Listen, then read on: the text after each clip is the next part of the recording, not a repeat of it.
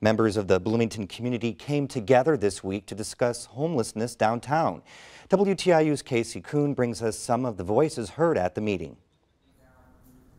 Dozens of Bloomington residents this week joined a public discussion aimed at addressing the issues of behavior on Kirkwood Avenue. City Council member Steve Volan arranged the constituent meeting as a response to an earlier meeting hosted by Nick's English Hut co-owner Susan Bright. Bright was a panelist at Wednesday's meeting, along with a chair of the Bloomington Human Rights Commission and a member of Decarcerate Monroe County. At the meeting, Bright apologized for using the term bum commerce to describe criminal activity on Kirkwood. My intention was not to bring in the homeless fact of what's going on Kirkwood Avenue.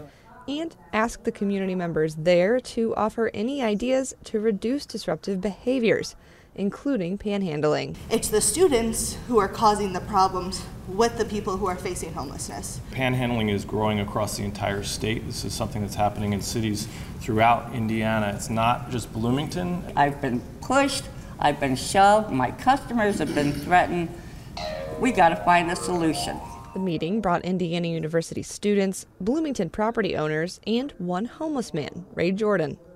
Jordan, as did many of the speakers, talked about how homelessness is a complicated issue to deal with. Don't put a blanket over all of us. Don't put a blanket over, deal with what's in front of you. Other commenters suggested creating a year-round homeless shelter, more police downtown, and getting more money to existing programs that deal with homeless people already. Joining us today is Byron Bangert, a member of the Bloomington Human Rights Commission. He was also on the panel at Wednesday's meeting. Thanks for joining us today. This is an issue that's not old. It's come up before. Sure. But now it seems to be taking a little new angle in that businesses are starting to come forward. What now? Will what happened Wednesday actually amount to anything?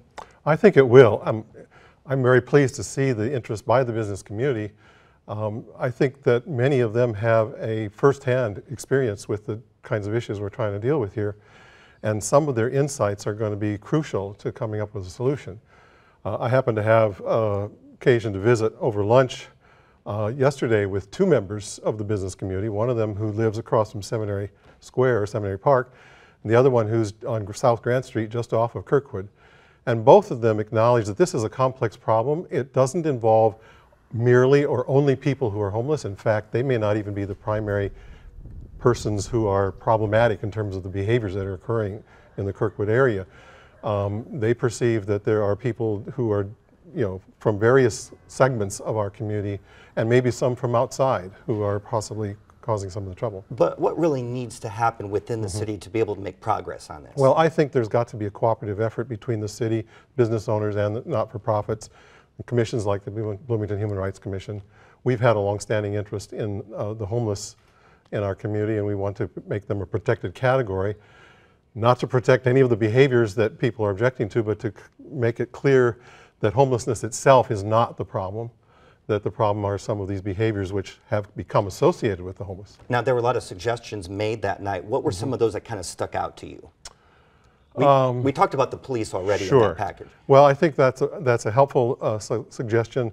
I think the kinds of things that Forrest Gilmore has pointed out about the success of Crawford Homes are really crucial as a solution to dealing with many of the homeless, but I don't think that will necessarily get to some of the other problematic behaviors we're talking about, because I think a lot of those are not necessarily homeless people who are causing the problems that business owners are objecting to. And these two business persons that I spoke with both perceive that. They see that these may be others who are using the homeless as a kind of a scapegoat for their own illegal activities. A discussion I'm sure will continue. Thank you very much for being here today. You're welcome. Glad to be here.